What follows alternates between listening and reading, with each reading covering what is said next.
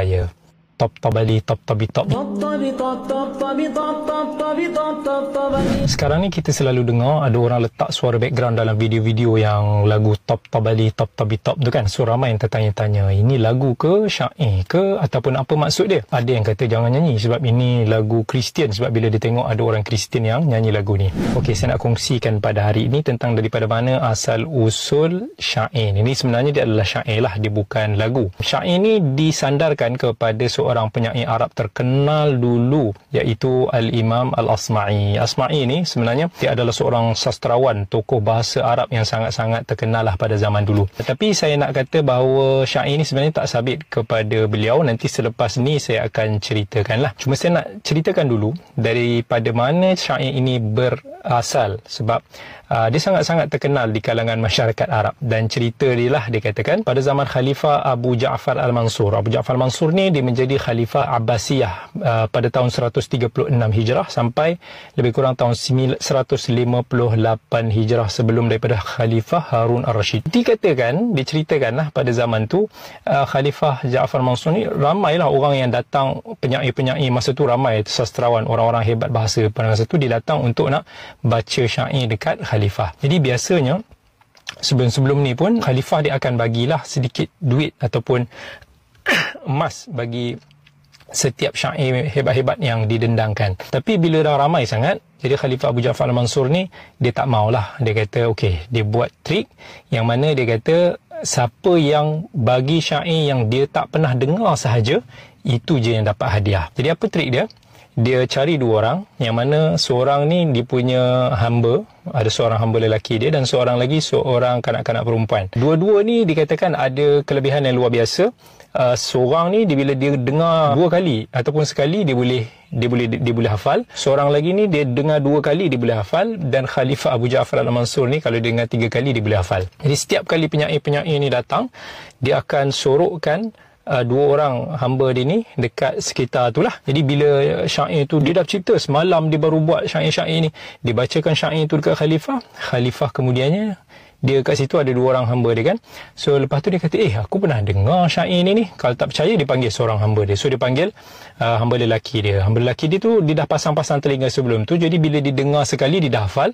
So dia baca balik. Bila dia baca balik, seorang lagi yang kanak-kanak perempuan yang disorokkan mungkin kat belakang langsir ke, dia dah dengar dua kali.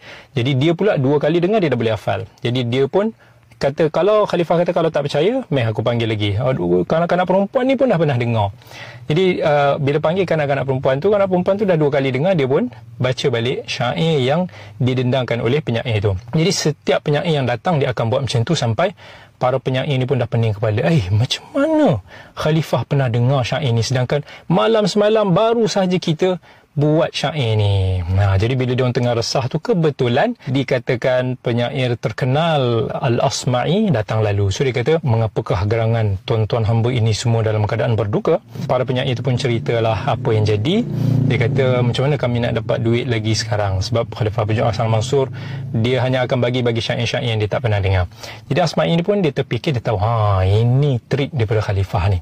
Jadi apa aku akan buat? Aku akan buat satu syair yang Khalifah susah nak ingat. So di situlah datang syair yang kita dengar ni.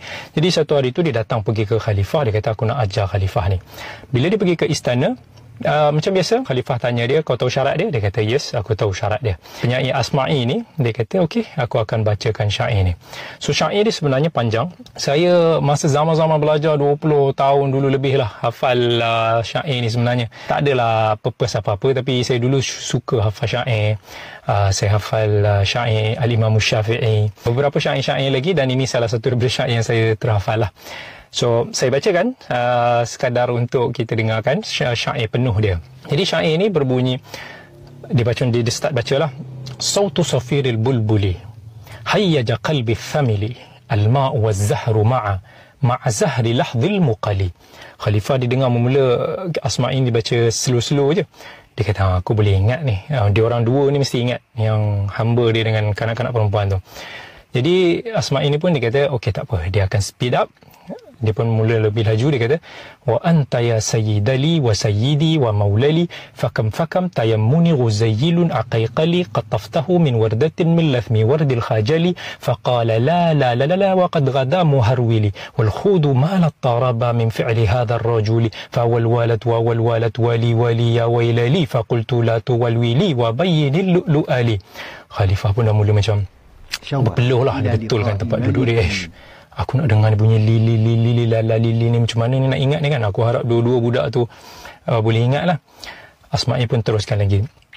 قالت له حين كذا انهض وجد بالنقال وفتية سقوناني قهوة كالعسلل شممتها بآناف أزكى من القرنفل في وسط بستان بحولي بالزهر والسرور والعود دندنالي وطبل طبطبلي طبطبلي والرقص قد طابائلي والسقف سقس قائلي شوى وشاهش على ورقص فرجلي وغرد القمر يصيح مالال في مالالي ولو تراني راكبا على حمار أهزلي يمشي على ثلاثة كمشية العرنجل في وسط بستان والناس ترجم جمالي في السوق بالقلقلال والكل كعكعي خلفي ومن حويللي لكن مشيت هاربا من خشية العقنقل إلى لقاء مالك معظم مبجلي يأمر لي بخلعة حمراء كالدمدوملي أنا الأديب الألماع من حي أرض الموصل نظمت قطعة زخرفة يعجز عن الأنبولي أقول في مطلعها صوت صفير البلبلي. Jadi syair ini terkenal sebagai sautu safirul bulbul. Sebenarnya bunyi kicauan burung bulbul. Tak ada apa pun makna dia cerita dia pasal orang lepak-lepak dekat taman, lepas tu ada orang datang menari, lepas tu bunyi kicauan itu ini, lepas tu dia lari pergi pasar, orang gelak kat dia, dituang kopi, sampailah dia kata dia pergi datang ke istana. Okey. So tak ada apa dari sudut makna syair ni, tak ada masalah lah. Okey, cuma syair ni sebenarnya boleh katakan tak sabit daripada Asma'i. Satu, daripada sudut susunan texture of syair ni dikatakan tidak cukup gah lah. Maksudnya tak sepadan lah dengan ketokohan Asma'i dalam bahasa. Banyak kesalahan-kesalahan bahasa dalam syair ini. Yang kedua, daripada sudut sejarah. Al-Asma'i ini, kalau tak salah saya, dia lahir pada tahun 121 Hijrah.